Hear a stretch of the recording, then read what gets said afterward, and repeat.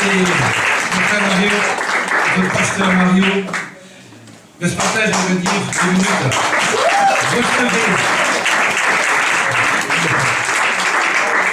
Recevez la parole qui sort de la bouche de Dieu. Amen. Et vraiment, ouvrez votre cœur ce matin pour la recevoir. Même si des fois ça ne plaît pas. Mais c'est pas grave. Amen. Mais la parole de Dieu, elle plaît toujours. Elle est remplie de joie. Seigneur, nous voulons te bénir parce que tu es le Dieu Tout-Puissant. Parce que c'est toi qui règnes. Toutes les choses ont été faites par toi et pour toi. Et ce matin, nous voulons simplement nous humilier devant ta main puissante, Seigneur, afin que par ton esprit encore cette parole puisse, Seigneur, faire ses effets. Parce que ta parole dit qu'elle ne revient pas à toi sans avoir accompli ta volonté. Ce matin, nous voulons simplement nous soumettre au Saint-Esprit afin qu'il puisse agir comme il le veut. Nous voulons nous mettre à sa disposition, Seigneur, parce que qui est capable d'annoncer ta parole si ce n'est toi? Tu es le vivant, tu es le roi des rois, le Seigneur des seigneurs, le Tout-Puissant. Nous voulons simplement te bénir et remettre toutes choses dans tes mains, dans le beau nom du Seigneur Jésus-Christ. Amen. Amen. J'ai déjà entendu plein de bonnes nouvelles. Hein. Je vois que Dieu agit encore. Amen. Amen. Dieu agit toujours. Hein. Il transforme les gens. Dès qu'on se confie en lui, on voit sa vie transformée. Hein. Et je crois que ça, c'est vraiment une louange de pouvoir voir que chaque jour, quand on se confie en l'Éternel, il est celui qui intervient. Il ne nous laisse jamais tomber. Je crois que les jeunes, maintenant, ils ont reçu un contrat, donc vous venez tous les 15 jours chez nous.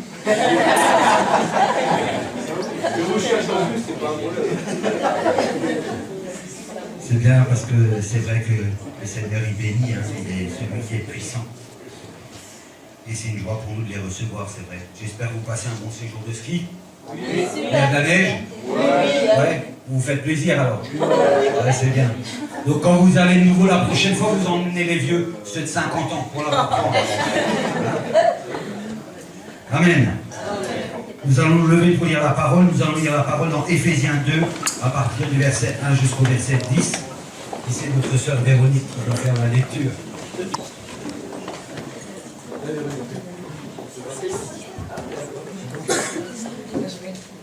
Vous étiez morts par vos offenses et par vos péchés.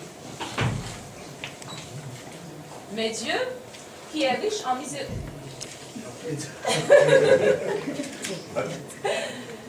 dans lequel vous marchiez autrefois, selon le train de ce monde, selon le prince de la puissance de l'air, de l'esprit qui agit maintenant dans les fils de la rébellion.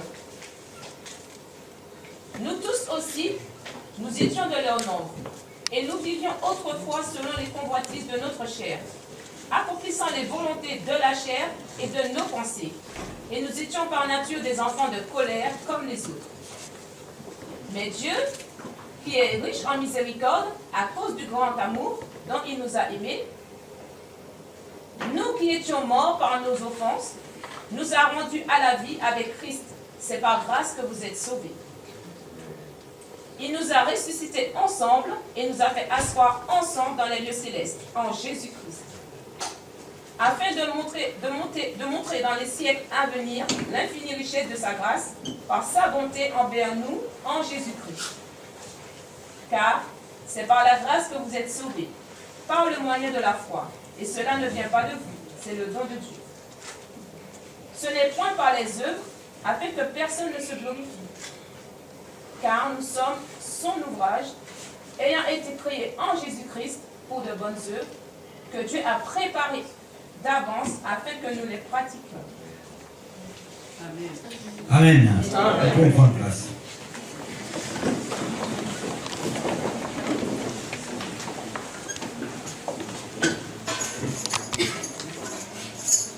La première question que je poserai, c'est qui sommes-nous? Alors, je ne vais pas parler de l'identité du chrétien, mais, parce qu'on en a parlé la semaine dernière, mais j'aimerais commencer le thème par qui sommes-nous? Qui sommes-nous? C'est très important de savoir qui on est. Je crois que ça, c'est quelque chose qui est primordial dans la vie. Qui sommes-nous? Si je ne suis pas un bon skieur, je n'irai pas skier. Et si je sais que je suis un bon skieur, je pourrais affronter certaines situations. L'important, c'est de savoir qui sommes-nous et qu'est-ce que Dieu a fait pour nous. On sait que Dieu nous a sauvés. Dieu nous sauve. dans ce texte, on va regarder quelques points pour simplement nous amener à comprendre ce que Dieu attend de nous. Ce que Dieu veut de nous. Dans ce texte, il est dit, vous étiez morts par vos offenses et par vos péchés. C'est un constat. Nous tous, nous étions morts. Je ne sais pas si vous savez ce que c'est la mort. Vous êtes déjà allé à la morgue avec une épingle pour toucher la mort, pour voir s'il y a quelque chose qui se passe?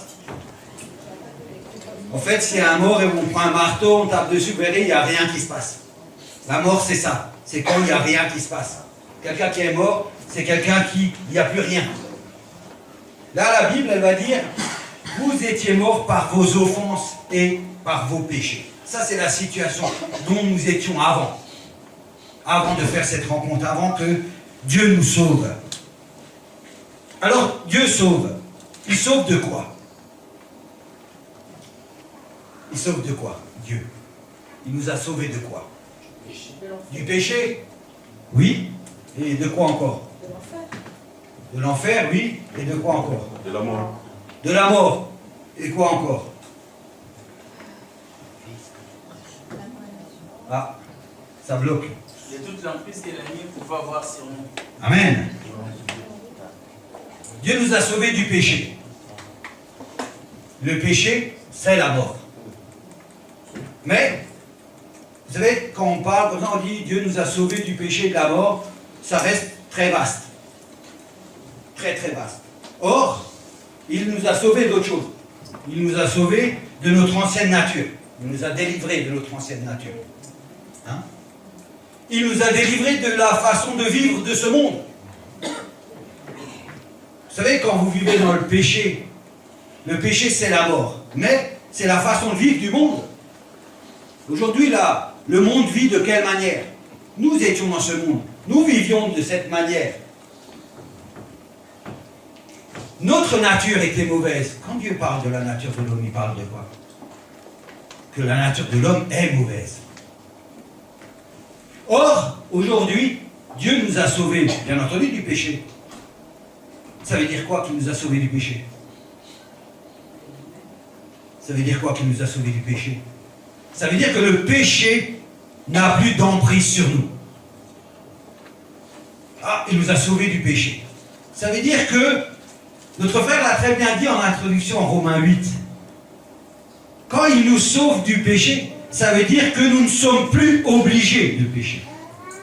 Quand il nous sauve de la mort, ça veut dire que nous n'allons pas mourir. Ça veut dire que nous sommes ressuscités en Christ. C'est-à-dire que nous sommes déjà aujourd'hui ressuscités en Christ. Or, quand il nous sauve de notre mauvaise nature, la mauvaise nature nous faisait faire quoi? Qu'est-ce qui fait le monde aujourd'hui? Il vit pourquoi le monde? Quand on regarde le monde d'aujourd'hui, qu'est-ce qu'il nous donne? Quelle image il nous donne? Les gens courent après quoi? Ah, l'argent. Ça c'est bien. Et ils courent après quoi encore? Oui. La débauche, hein, la persévérance, hein, la réussite, le sexe, je dirais, il y a plein d'autres choses. Le monde court après lui-même. L'homme, il est orgueilleux, il veut se satisfaire. Pour se satisfaire, il va courir après le monde. C'est la marche du monde, c'est l'orgueil, c'est d'obtenir. Je suis mieux que toi, j'ai une plus belle voiture que toi, j'ai mieux réussi dans ma vie que toi, j'ai des plus beaux amis que toi, je vais au sport d'hiver alors que toi tu n'y vas pas, je sais ceci, je sais là, et vous connaissez aussi bien que moi. Quand Dieu nous sauve, il nous sauve de cette manière que nous avions d'agir. C'est-à-dire que nous, avant, nous étions comme ces gens-là en train de poursuivre quelque chose de néant, de nul. Or, Dieu nous a libérés. Quand on dit que Dieu sauve, ça veut dire que Dieu nous a libérés des contraintes que nous avions avant.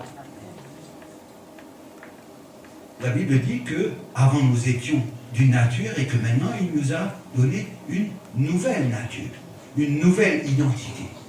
Il nous a changés, transformés. Ça veut dire que nous ne sommes plus sous l'influence ni de Satan, parce qu'il nous a sauvés de Satan.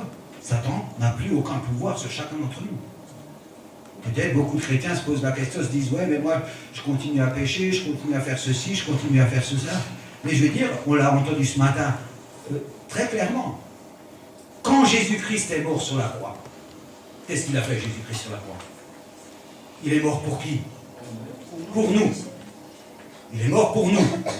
Mais ça veut dire quoi, il est mort pour nous? Parce que moi, quand on me dit Jésus-Christ est mort pour toi, ça reste vague. Il est mort pour moi. Ok, il est mort, mais qu'est-ce qu'il a fait pour moi? Il a payé pour nos péchés. Ah, ça c'est bien. Maintenant, est-ce que ça va m'aider dans ma vie de demain, qu'il a payé pour tous mes péchés? Bien entendu, Jésus-Christ est mort sur la croix pour mes péchés. Mais, comme je vous l'ai dit tout à l'heure, il m'a libéré. Il m'a libéré. Parce qu'on dirait qu'il est mort pour mes péchés, point final. Non, non seulement il est mort pour mes péchés, mais il m'a rendu libre par rapport aux péchés. Et ce matin, on a entendu que nous étions libres, délivrés de l'emprise qu'il y avait. Si Jésus-Christ est mort sur la croix pour tes péchés, mais il est mort parce qu'il a acquis quelque chose sur la croix. Qu'est-ce qu'il a acquis, Jésus-Christ, sur la croix? Qu'est-ce qu'il a obtenu? Vous savez que Jésus-Christ, en mourant sur la croix, il n'a rien fait pour lui. Il n'en avait pas besoin, il était parfait. Si Jésus-Christ est allé sur la croix, il est allé sur la croix pour toi. Pour toi. Parce que s'il y en avait un à sauver, c'était toi. Donc il est allé personnellement pour toi sur la croix, pour te sauver de quoi? De la mort. Parce que la mort t'attendait. Tu allais mourir. En fait, tu étais en grand danger. Jésus est venu parce que Dieu t'aime. Il a envoyé Jésus qui est venu et qui a pris ta place. Mais il t'a délivré de la mort. Mais il n'a pas fait que ça. Il n'a pas fait que ça. En allant à la croix, Christ a été vainqueur. Bien entendu. Vainqueur de quoi? Vainqueur de la mort. Il a été vainqueur. Parce qu'il a été vainqueur, il a eu, qu'est-ce qu'il a obtenu? Qu'est-ce qu'il a obtenu à cause de la mort sur la croix? Qu'est-ce qu'il a obtenu?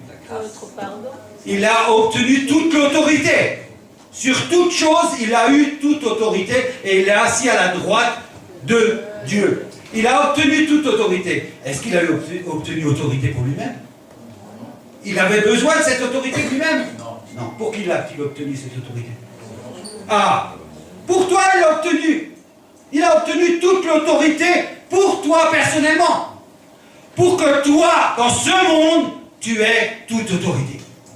C'est ça qu'il a fait. C'est ça qu'il a amené. C'est ça que Jésus-Christ a fait.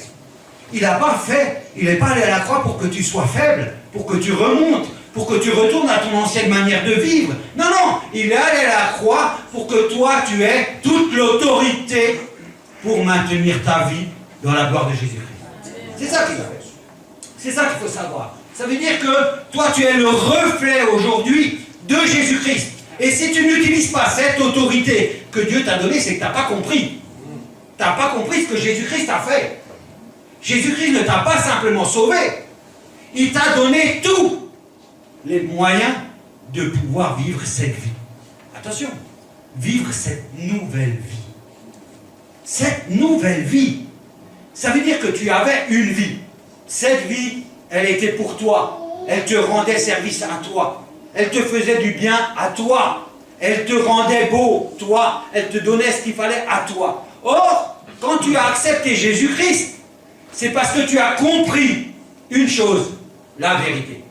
Or, la manifestation de la vérité, c'est le Saint-Esprit. C'est l'Esprit de vérité. Or, l'Esprit de Dieu a été envoyé sur toi parce que Dieu, dans son grand amour pour toi, il avait décidé de te libérer de l'esclavage où tu étais. C'est comme ça que ça se passe les choses. Ça veut dire qu'il faut comprendre cette mauvaise vie que tu avais avant. C'est Jésus, en mourant sur la croix, il t'a fait accéder à une nouvelle vie. La même vie que Jésus avait. Cette vie-là. Or, Jésus n'avait pas besoin de mourir sur la croix. Or, Jésus est mort parce que toi, tu étais en danger. Parce que ta vie, elle était en danger. Parce que c'est toi qui allais mourir. Alors il a dit, moi je viens et je vais te sauver. Mais quand il t'a sauvé, il t'a donné des atouts. Il t'a donné beaucoup de choses. Il t'a donné toute la puissance et toute l'autorité afin que tu sois le maître dans ce monde. Ce monde, si vous vous rappelez dans Genèse, a été soumis à l'homme. Dieu avait béni l'homme et lui avait donné toutes les possibilités de assujettir ce monde. Or, aujourd'hui, on est revenu comme avant. Ça veut dire que Jésus-Christ, en mourant sur la croix, t'a redonné le pouvoir sur ce monde. Ça veut dire que rien n'est obligé. Tu es libre de choisir. Et le choix, tu l'as fait en ayant cette nouvelle vie avec Christ. Christ n'est pas venu pour rien. Christ n'est pas venu pour que le chrétien soit simplement sauvé et dans son coin en train de pleurer tous les jours, Seigneur, aide-moi, aide-moi, aide-moi. Mais le Seigneur t'aide, même si tu pleures tous les jours, il va t'aider. Mais tu dois prendre conscience aujourd'hui que tu as une nouvelle vie avec Jésus-Christ. Cette nouvelle vie, à quel prix elle a été acquise? Je crois qu'il est très important de comprendre toujours qui nous étions avant. Avant, nous étions des gens qui étaient destinés à mourir. Nous étions des orgueilleux. Nous étions comme le monde que nous voyons aujourd'hui. Ça, c'était notre état. Cet état-là, alors aujourd'hui, les chrétiens disent, ouais, Dieu m'a sauvé.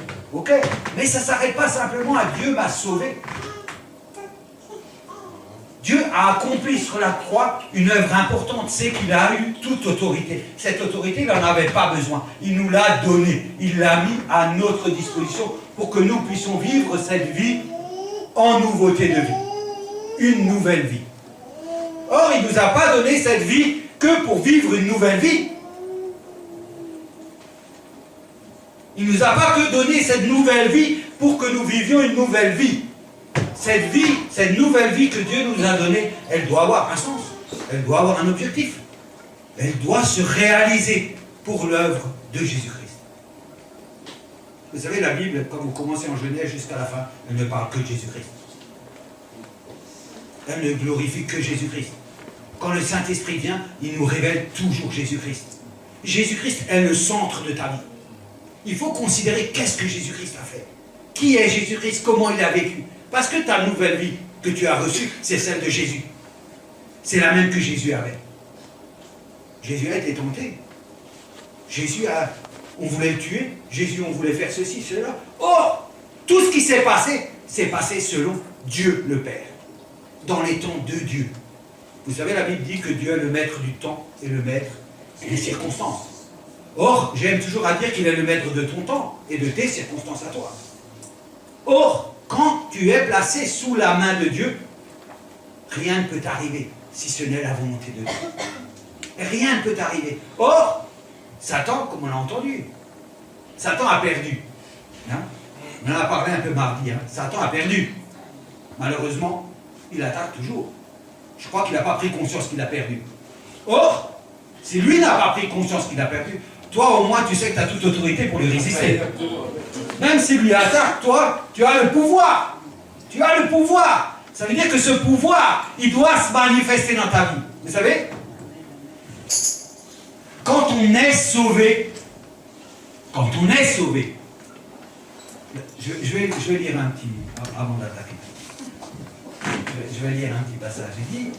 Il dit, il nous a ressuscités ensemble et nous a fait asseoir ensemble dans les lieux célestes en Jésus-Christ, afin de montrer dans les siècles à venir l'infinie richesse de sa grâce par sa bonté envers nous en Jésus-Christ.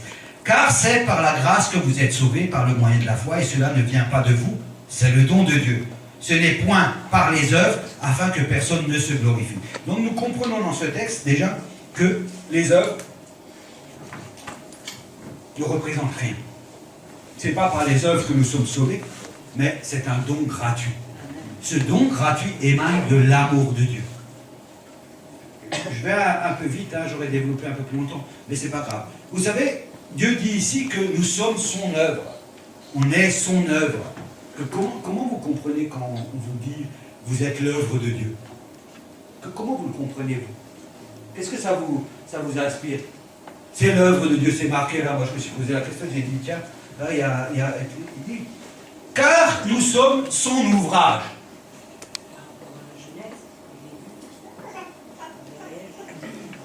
Oui, on est son ouvrage par rapport à ça. Mais, quand on lit ça, nous sommes son ouvrage, vous devez considérer qui vous êtes pour Dieu. Vous devez considérer qui vous êtes pour Dieu. Vous savez, l'ouvrage de Dieu, quand Dieu fait un ouvrage, qu'est-ce qu'il est? Si ce n'est splendide, magnifique, merveilleux, sensationnel. L'ouvrage de Dieu, c'est comme si on était le chef-d'œuvre de Dieu. Or, si on revient dans Genève, dans Genèse, au début, Dieu a créé l'homme à la ressemblance et à l'image de Dieu. Or, si nous ne sommes pas un chef-d'œuvre, je ne sais pas qui c'est un chef-d'œuvre. Nous sommes un chef-d'œuvre. Mais vous avez déjà rencontré quelqu'un comme vous? Dieu vous a créé parfaitement. Quand Dieu parle, quand il a créé l'homme, il dit qu'il a créé, ce qu'il a créé était bon, était parfait, était sensationnel. Quand Dieu t'a créé, tu étais sensationnel. Tu es une œuvre, un chef-d'œuvre. Or, ça c'est l'identité que nous avons. Ce chef-d'œuvre, Dieu l'aime. Vous ne savez pas à quel point il l'aime. Vous savez, c'est que l'Esprit qui peut vous faire comprendre Jésus-Christ pour cela. Vous savez, la Bible, si elle n'est pas illuminée par l'Esprit, tout le monde peut la lire, personne rien ne comprend. Il faut que l'Esprit illumine notre façon de voir l'œuvre de Jésus-Christ sur la croix. Si on la comprend avec la tête, ça ne suffit pas. Ça ne suffit pas de la comprendre, ça ne suffit pas de la savoir, ça ne suffit pas de la connaître. Il faut être illuminé par le Saint-Esprit. Il faut être dans la lumière. Parce que le Saint-Esprit est venu pour glorifier Jésus-Christ, pour l'illuminer lui seul. Or, il dira ici que c'est un don gratuit. Personne ne peut venir devant Jésus dire « Ah non, moi j'ai contribué à mon salut. » Personne.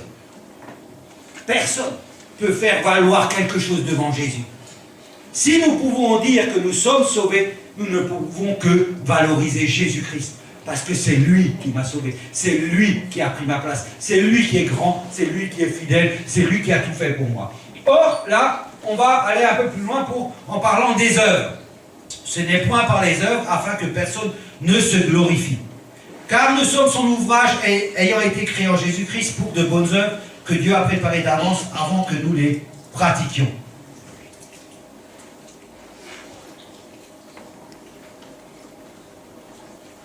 Vous savez, d'être sauvé, c'est une chose. Quand on est sauvé spirituellement. On est sauvé parce qu'on croit. Tant que nous croyons, je vais faire un petit schéma. Tant que nous croyons, nous sommes sauvés. Parce que c'est par la foi que nous sommes sauvés. Tant que nous croyons, tous les jours de notre vie, c'est pas je crois une fois. C'est tant que nous croyons, nous sommes sauvés. Jusqu'à la fin. Et nous serons délivrés physiquement à la mort, puisque la chair va mourir. La chair où il y a le péché sera la finalité. Or, quand nous sommes sauvés, nous avons quoi? Vous vous rappelez ce que j'ai dit? Nous avons une nouvelle vie. Vous voyez? La nature mauvaise, quand le Saint-Esprit illumine le pécheur, il se rend compte que ce qu'il a vécu n'est pas la vérité. Et là, l'Esprit va lui transmettre la vérité. Or, la vérité, c'est Jésus-Christ. Je suis le chemin, la vérité et la vie. C'est Jésus-Christ la vérité. Et à ce moment-là, on va se rendre compte que notre vie ancienne était mauvaise. Et celui qui se rend compte que son ancienne vie est mauvaise, qu'est-ce qu'il fait? Il se repent. Ça veut dire, le repentir, c'est la prise de conscience de son ancienne vie. On ne peut pas se repentir en disant, maintenant je décide, je marche vers Jésus-Christ. Non, non, je me rends compte que ma marche n'était pas la bonne direction et la bonne marche parce qu'elle était centrée sur Mario. Or, aujourd'hui, je me détourne de mon péché de l'orgueil et je me centre sur Jésus-Christ. Et là, j'obtiens, à cause de la croix, une nouvelle vie. Or, cette nouvelle vie ne peut pas rester dans sa base. Vous savez, quand vous plantez un arbre, il pousse du fruit. Quel que soit l'arbre. Si c'est un mauvais arbre, il poussera du mauvais fruit. Si c'est un bon arbre, il poussera du bon fruit. Or, quelqu'un qui reçoit une nouvelle vie en Jésus-Christ produit des bonnes œuvres qui ont été préparées d'avance par Dieu. Il est obligé de produire. Attention, je me suis peut-être mal exprimé. Quand je dis il est obligé, je veux surtout pas dire que c'est par sa propre force. D'accord? C'est pas par sa propre force. C'est pas le mec, moi je suis converti maintenant, je change de vie et je vais commencer à faire des bonnes œuvres, je vais chercher les bonnes œuvres et je vais commencer à amasser des bonnes œuvres. Non. La nouvelle vie, le changement de vie, produit des nouvelles œuvres. Produit. C'est obligé. C'est Dieu ça. C'est la semence, ça produit des bonnes œuvres. Or, nous pouvons simplement regarder à notre vie pour voir si cette vie, elle produit bien des bonnes œuvres. Parce que c'est le résultat du changement de la vie. Parce que cette nouvelle vie que nous avons obtenue, elle doit servir. Or, elle ne doit pas que servir à faire des bonnes œuvres. Mais les bonnes œuvres en sont le chemin. D'accord? Ça veut dire que les bonnes œuvres que je pratique sont le chemin qui m'amène à quoi?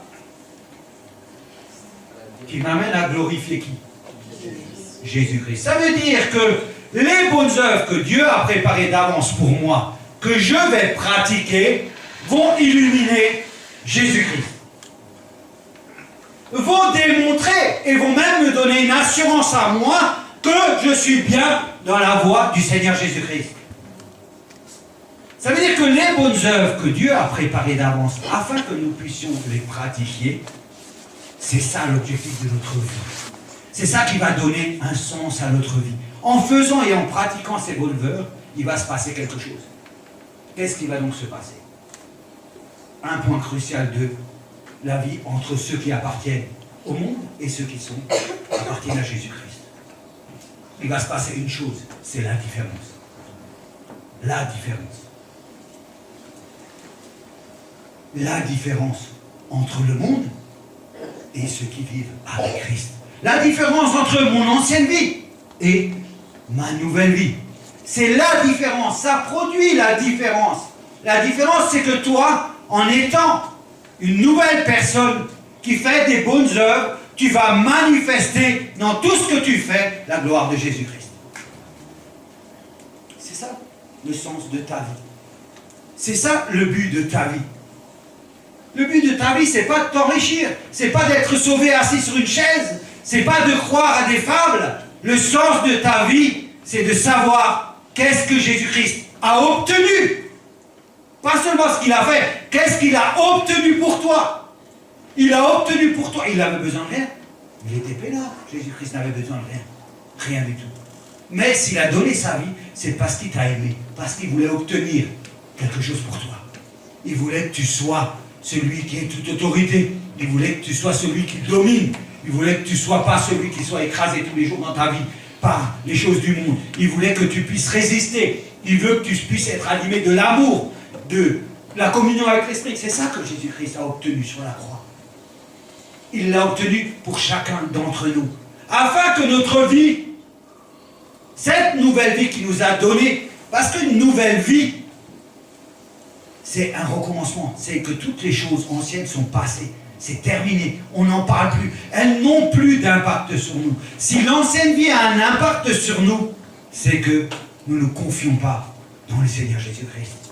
Oh, nous sommes toujours sauvés. N'ayez crainte. Nous sommes sauvés. N'ayez crainte. Mais le but, c'est pas seulement d'être sauvé. Le but, c'est de mettre sa vie en règle. Cette nouvelle vie que nous avons obtenue, elle doit glorifier Jésus-Christ. Elle doit illuminer Jésus-Christ. Afin qu'elle doit toucher tous les gens qui sont autour de nous. Nous devons être la lumière de ce monde. Cette lumière de ce monde, c'est notre nouvelle vie que nous avons obtenue auprès de Christ. C'est ça qui va illuminer notre famille, nos frères et sœurs, dans notre travail, dans tout ce que nous faisons. Ces bonnes œuvres que nous allons faire vont donner l'image de qui tu es, de ton identité. On va dire, tiens, celui-là ne pense pas la même chose que moi. Ah, tiens, celui-là, il est plus patient que la normale. Ah, celui-là, il considère ça autrement. On va voir la différence. Les gens vont observer la différence. Aujourd'hui, dans un monde où on ne voit plus la différence entre les chrétiens et ceux qui ne sont pas chrétiens. Un chrétien, c'est quelqu'un qui a la vie. La Bible nous dit que ceux qui sont dans ce monde, ils sont morts. Ils sont morts. Morts. Et là où ils marchent, ils vont vers la mort. Or, on parle de nous dans cette Bible. On nous dit qu'on est des élus. Une race sainte. On a toute autorité. Qu'est-ce que nous faisons encore? Aujourd'hui, nous devons nous poser la question par rapport à notre vie. Bien entendu, c'est un chemin pour les jeunes qui ont accepté Jésus-Christ, qui commencent leur vie avec Jésus-Christ. La vie La vie tout entière est la progression. Bien entendu, les jeunes, ne vous inquiétez pas, il faut progresser. Mais Dieu donne des indicateurs. Des indicateurs. Il donne des indicateurs. Il dit, voilà, pour quelqu'un qui est sauvé aujourd'hui, il ne faut pas qu'il s'arrête à être sauvé. Si sauver, c'est s'asseoir les dimanches au culte, alors je me poserai des questions. Si sauver, c'est continuer ma vie d'avant, je m'en poserai aussi des questions. Si Jésus-Christ n'est que mort pour que je sois assis le dimanche, ah, là ça m'inquiéterait. Jésus-Christ, parfait, qui a donné sa propre vie pour toi.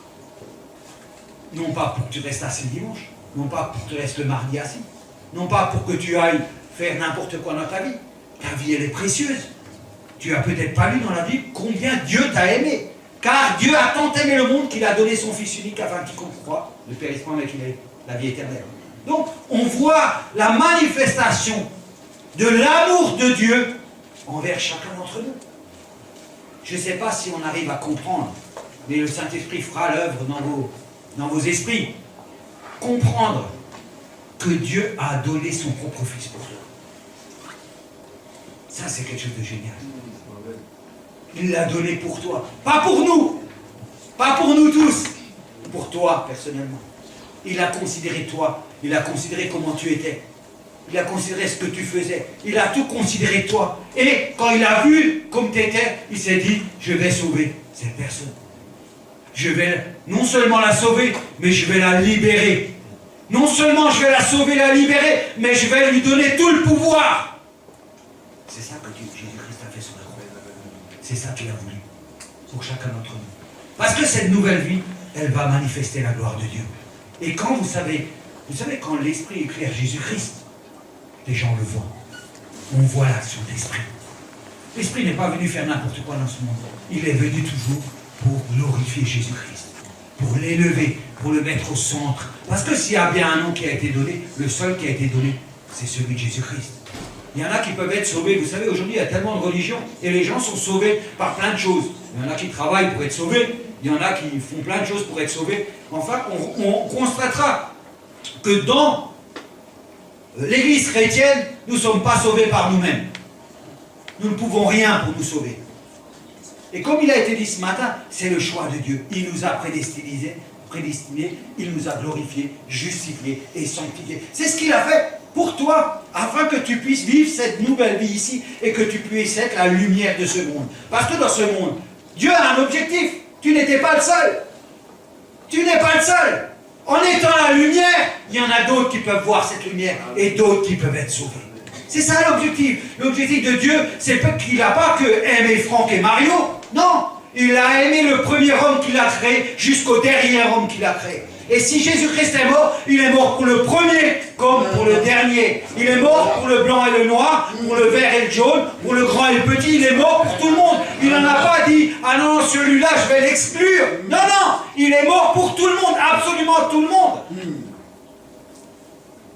Il n'a pas fait de différence. Et nous devrons retenir une leçon. Nous qui étions dans cette ancienne vie, nous pouvons, maintenant que nous sommes dans la nouvelle, voir cette ancienne vie avec beaucoup de patience, afin de pouvoir amener toujours ceux qui sont dans cette ancienne vie, dans cette nouvelle vie. On peut les emmener. Vous savez, aujourd'hui, la jeunesse, quand on regarde la jeunesse d'aujourd'hui, moi j'avais un papa, quand lui-même parlait de la jeunesse, il disait, ah, on est mal barré. Il n'était pas chrétien, mon père. Hein. Mais il disait, on est mal barré. Hein. Parce que si les jeunes aujourd'hui doivent payer notre retraite, on est mal barré, on n'aura jamais de retraite. Donc je vous donne l'image de la jeunesse. Hein. Mais moi je crois que la jeunesse aujourd'hui, elle est toujours critiquée quand on regarde le chômage, quand on regarde ça, il y a plein de jeunes qui veulent rien foutre, il y a plein de choses. Moi quand je vous vois les jeunes ensemble là à chanter, je me dis ça c'est la gloire de Dieu. Ça c'est l'image que vous portez. Ça c'est les fruits que vous portez. Vous savez ces fruits-là un jour, quand vous serez en haut, vous pourrez réclamer la récompense. La récompense qui vous est due. Aujourd'hui, la jeunesse, elle doit montrer la différence. Mais les vieux aussi doivent montrer la différence. Tout le monde doit montrer la différence. Mais nous sommes là pour cette différence. Amen. Et on parle toujours des jeunes parce que les jeunes, c'est l'avenir. Les jeunes, c'est la force. Les jeunes, c'est la puissance. Les jeunes, s'ils savaient tout ce qu'ils ont reçu. Ah là là là. Mais nous avons aussi reçu. Mais je crois que nous avons aussi un gens avec les jeunes, parce que nous aussi nous étions jeunes. Et nous avons fait notre chemin petit à petit, et Dieu nous a amenés petit à petit. Et ça c'est bien, parce que Dieu ne fait pas les choses d'un coup, mais il l'amène progressivement. Hein? Chacun à la maturité. Hein? Nous n'avons rien à faire, ne vous inquiétez pas. Dieu a fait une promesse, il a dit qu'il nous a promis qu'il va nous amener à la stature parfaite de Christ. Croyez-moi, si Dieu l'a dit, il va le faire. Il va le faire. Ça, c'est sûr et certain. La promesse n'est pas faite par les hommes. Quand Dieu dit une chose, vous pouvez me croire qu'il va l'accomplir. Et s'il a dit qu'il nous a amenés à la stature parfaite de Christ, nous y allons y aller. Et nous allons y arriver. Mais j'aimerais que si on peut retenir quelque chose, c'est vraiment de comprendre que cette nouvelle vie qui nous a été donnée, on n'est pas assujetti à personne. Satan n'a pas de pouvoir sur nous. Notre chair, il faut la laisser dans le talon tous les jours. C'est dans la persévérance, dans la prière que la chair reste en bas. On peut dominer sur la chair. On a le pouvoir de dominer sur toute la chair. La chair n'a pas d'effet sur nous. Si la chair a de l'effet sur nous, c'est parce qu'on l'a validé. On a dit, ok, tu peux y aller pour aujourd'hui. Mais Jésus-Christ a vaincu. Il a vaincu. La chair n'est pas encore morte. Ah, j'ai pas dit qu'elle était morte. Mais j'ai dit qu'on a le pouvoir de la laisser en bas. Elle n'a pas l'obligation de contrôler notre vie. Aucune obligation. Aucune. Mais souvent, on est rempli de faiblesse parce que notre espérance n'est pas sur Jésus-Christ. Nos yeux doivent être tous les jours de notre vie sur Jésus-Christ. Tous les jours de notre vie, c'est un renouvellement de la présence du Saint-Esprit dans notre vie. Il faut qu'on se confie tous les jours en l'Éternel. C'est pas une marche, une fois que j'ai établi les choses, c'est fait. Non. C'est un renouvellement de tous les jours de notre appartenance à Jésus-Christ. Parce que tous les jours, il y en a un qui se lève pour vous dire que vous n'appartenez pas à Jésus-Christ. Tous les jours, il y en a un qui se lève pour vous dire, voilà, regarde ce que tu as fait. Tous les jours, il y en a un, quoi qu'il ait été vaincu, qui revient à la charge. Et si toi, tu n'es pas prêt, alors tu vas tomber. Mais tu n'as pas été, tu n'as pas reçu cette nouvelle vie pour que ça se passe comme ça dans ta vie. Cette nouvelle vie, elle t'apporte les bonnes œuvres. Ces bonnes œuvres que tu vas faire, elles glorifient Dieu. Et quand on glorifie Dieu, vous savez qu'on est dans la joie, on est dans la présence de Dieu, on est dans la paix. C'est ça la manifestation de Jésus-Christ dans notre vie. Notre vie, elle doit être transformée et elle l'est par Jésus-Christ. Nous n'avons rien à faire, mais nous devons continuellement nous reposer sur la puissance du Saint-Esprit, nous confier en Jésus-Christ afin que toutes ces manifestations qui doivent se manifester dans la vie de quelqu'un qui est sauvé. Ils doivent, c'est comme si on plante un arbre et il n'y a jamais de fruits. Non. Quand on plante un arbre, il y a des fruits. Et il faut que les fruits ils soient bons. C'est ce que Dieu veut. C'est ce que Dieu veut pour notre vie. Notre vie, elle doit éclairer. Elle ne doit pas assombrir. Notre vie, c'est une vie de perfection.